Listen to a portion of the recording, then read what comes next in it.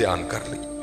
اور مجھے میرے سیدی نے، کیونکہ میں ڈاکٹر بھی ہوں حکیم بھی ہوں لیکن میں پریکٹس نہیں کرتا، ایک دو سلسلے ہیں اللہ میرے اندر سے وہ نکال دے، اس دن نصیبی حضرت بہ جاؤں گے. پھر جب میں نے یہ دونوں کورس کر لیے تب مجھے سیدی نے بات سنائی. آپ فرمانے لگے کو بزرگ تھے ساتھ حکمت بھی کرتے تھے. مریض آتے تھے ان کے پاس، وہ کو مریض آئی نوجوان لڑکی تھی، جب انہوں نے نبض پکڑی نا تو شیطان تھوڑا سا غلبہ کر گیا، اور نبض پڑھتے ہوئے پکڑتے ہوئے اندر تھوڑا سا غلط خیال آیا، لیکن ساتھ ہی رحمت ہو گئی. ہوئے دھیان کر ہوئے اللہ ویکھدا بھی، نبض چھوڑ دی، نبض چھوڑ دی، بس خیال ہی گزرا. پہلا شیطان کی طرف سے آیا، دوسری اوپر سے مہربانی ہو دھیان کر. علم یا علم بھی ان اللہ یرا، کیا تو نے نہ جانا کہ خدا دیکھ رہا؟ پتر کی کر دے ہو، ماں باپ آتے ہیں تو چینل بدل دیتے ہو، اور ایک دفعہ کہتے ہو حضور حاضر و ناظر ہیں، وہ خیال نہیں آتا کہ حضور بیٹھے بھی دیکھ رہے ہیں کہ میں نیٹ پہ کیا دیکھ رہا ہوں؟ کیوں بھول جاتے ہو ہمارا اللہ بھی دیکھ رہا ہے کہ میں نیٹ پہ کیا دیکھ رہا ہوں؟ خیال گزرا، ساتھ ہی خیال علم یا علم بھی ان اللہ یرا ربنا انک تعلم ما نخفی وما نعلن وما یخفی علی اللہ من شیء فی الارض ولا فی السماء. کوئی چیز ہاں زمین کے اوپر ہے ہاں نیچے ہے، کوئی چیز بھی اللہ سے نہیں چھپی. خیال آیا چھوڑ دی. لیکن جیسے میں نے کہا نا حضرت دین ہے ضرور گھوم کر آئے گا. تب گھروں میں ٹینکیاں شینکیاں نہیں ہوتی، تب جو ماشکی جس کو ہم ذاتی زبان میں کہتے ہیں وہی گھروں میں پانی دینے آتے تھے. گھر ان کی بیوی تھی، وہ پانی دینے کے لیے آیا ماشکی. پانی بھر کے نا جب وہ جانے لگا نا تو اس نے ہاتھ پکڑ دیا ان کی بیوی کا. انہوں نے اتنے پھڑیا، ادھر ماشکی نے کار پھڑ لیا. وہ بیوی آگے سے ہاتھ چھڑا کر کہتی ہے وہ پتر کی ہو گئے. اس کو بھی خیال آیا، وہ روتا ہوا بھاگ گیا. اتنے وہ بھی بہ کے چنگا روئے دے، اکھاں لال کیتیاں، گھر مائی بھی بڑا روئی. ساری زندگی لنگ گئی ہے، بڈھے ویلے کی ہویا انہیں کی ہاتھ پھڑ لیا. وہ بھی بڑا روئی ہے. حضرت کیم ہوئی گھر آئے تو کیم صاحب دی اکھاں سجی دی، ویکھیا تو گھر والی دی اکھاں سجی دی. انہیں پوچھا بھلی لوکے کی ہویا کیوں روئی؟ انہوں نے کہا پہلے تسی دسو تسی کیوں روئے؟ انہوں نے کہا بس اج ایک دھی آئی سی مینوں دکھان لئی، وہ نبض پھڑی تے شیطان نے اندر گندگی پائی، لیکن نال ہی یاد آیا اللہ ویکھدا پیا میں چھڑ چھڑے. کہہ لیں بس ادھر تسی ادھر پھڑی پھڑی ادھر گھر ماشکی نے میری پھڑ. دھیان کریو پتر دھیان کریو. اج کسی دیاں تیاں نے، کل نوں ساڈیاں تیاں نے بھی جوان نے. اج کسی لی چونک چ نہ کھلوئیو، اج کسی لی نہ کھلوئیو. اج تسی کھلوو گے کل کو تہاڈی لی بھی کھلوئے گا. بڑا دھیان کریو، بڑا دھیان. اپنی جوانی بڑی پاکیزہ رکھنی ہے، بڑی پاکیزہ.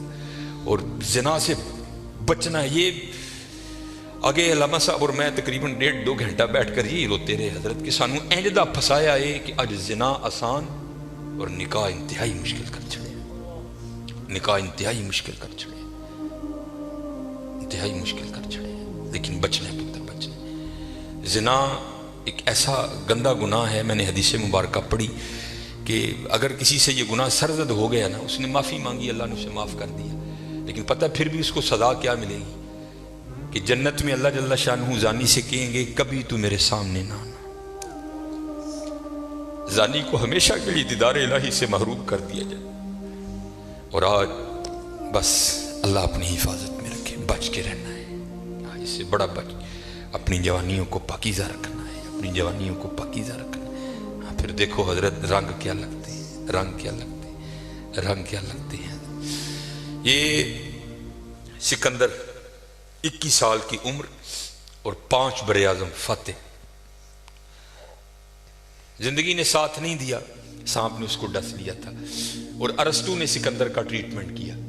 جب ارسطو نے دیکھا نا کہ سکندر کا وجود اب نیلا پڑ رہا ہے تو وہ سمجھ گیا کہ زہر اب پورے وجود میں سرایت کر چکا ہے.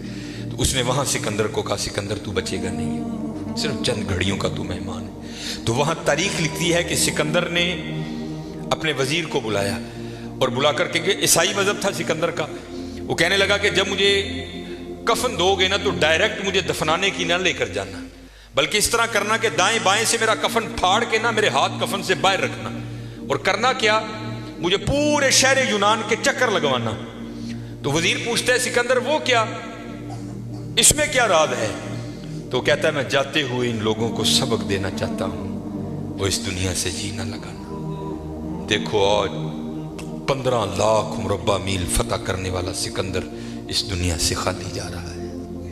वो चलियो, वो कुछ नहीं लेकर गया, हम क्या लेकर जाएंगे यहाँ। और फिर यहाँ किसी ने बड़ा खूबसूरत लिखा था, ये वो बाग है जिसके हजारों माली थे। ध्यान रखना हजरत, ये हमें बड़ा वहम पड़ गया है, मालिक मालिक हम नहीं है हजरत। ये उलमा बैठे हैं, उसने कुरान करीम में कब कह दिया कि तुम मालिक हो? तो कुरान करीम में बार बार कहता है वलिल्लाहि मुल्कुस समावाति वल अर्द, और अल्लाह ही के लिए है जमीन और आसमान की बादशाहत। वल्लाहु अला कुल्ली शैइन कदीर। ये आप आयतुल कुर्सी में हर फर्ज नमाज के बाद इस बात को दोहराते हो।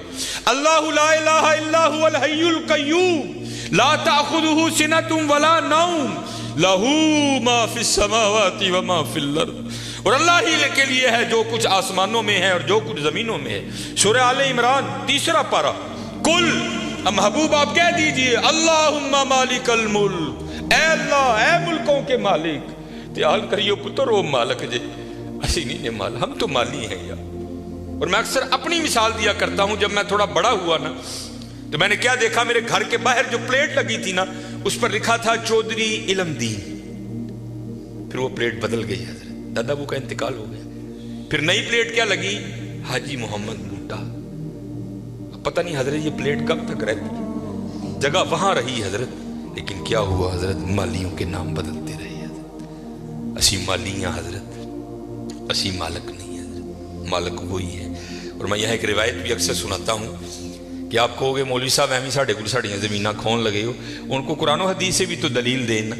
हजरत मूसा अलैहिस्सलाम का दौरे मुबारक था और जमीन का एक टुकड़ा था। 2 बंदे लड़ पड़े आपस में, एक मालिक था, एक का दिल बेईमान हो गया। इससे पहले कि दोनों दस्ते गिरे बां होते, खून बहता, किसी की जान जाती, वो 4 बड़े वडेरे विच रले। उन्होंने बह के क्या गल सुनो, अल्लाह के नबी हजरत मूसा अलैहिस्सलाम मौजूद है, यूं एक दूसरे का गिरेबां पकड़ते हो, चलो चल के उनसे फैसला करवाते हैं। सारे लोग हजरत मूसा अलैहिस्सलाम के पास हाजिर हुए। अर्ज की हुजूर जमीन का टुकड़ा है, ये दावा करता है ज़ैद के मेरा है, बकर कहता है मेरा है, आप अल्लाह के नबी है, आप फैसला फरमाएं किसका है। कुछ ऐसे होते हैं ना जिनको अदब अदाब की आगाही नहीं होती कोई भी, वहां भी एक ऐसा बैठा था। हजरत मूसा अलैहिस्सलाम से अर्ज करते हैं हजरत इंज करो, कल्ला कल्ला करके ना उन साइड ते ले जाओ, दोनों की बात सुनो, हकीकत हाल आप पर वाज़ेह हो जाएगी। हजरत मूसा अलैहिस्सलाम जलाल में आ गए। आपने फरमाया मैं अल्लाह का नबी हूं, मुझे इस बात की जरूरत नहीं कि मैं कल्ला कल्ला करके इनकी बात सुनूं, मुझे अल्लाह ने ये ताकत दे रखी है, मैं जमीन के टुकड़े से पूछ लूंगा, बता तू दोनों में से किसका है। आपने सबको इकट्ठा किया और लेकर चले गए। जमीन के उस टुकड़े पर खड़े हुए, फरमाया ये ज़ैद दावा करता है तू मेरा है, बकर दावा करता है तू मेरा है, अल्लाह के नबी हजरत मूसा तुझसे पूछते हैं बता तू किसका है। तो तफसीर में लिखा है कि वो जमीन का टुकड़ा बोल उठा। पहले हजरत मूसा अलैहिस्सलाम को सलाम अर्ज की और सलाम अर्ज करके अर्ज करता है हजरत ये दोनों झूठे हैं, ना मैं इसका हूं ना मैं उसका हूं, इनको को तैयारी करें, ये दोनों मेरे हैं। हसी हजरत केड़े वहम च पे दे ते हकीकत क्या है। ये वो बाग है जिसके हजारों माली थे, सिकंदर जब इस दुनिया से गया दोनों हाथ खाली थे। हाँ हजरत ध्यान करियो, खाली आए हैं और खाली ही यहाँ से जाएंगे। हाँ जाएगा क्या, अच्छे और बुरे अमाल साथ जाएंगे। हजरत हम ताड़ी मर्जी है हजरत, जिदा मर्जी ढेर ला लो हजरत, लेकिन हजरत जी चंगा ही ढेर लाइयो, मंदा ना लाइयो।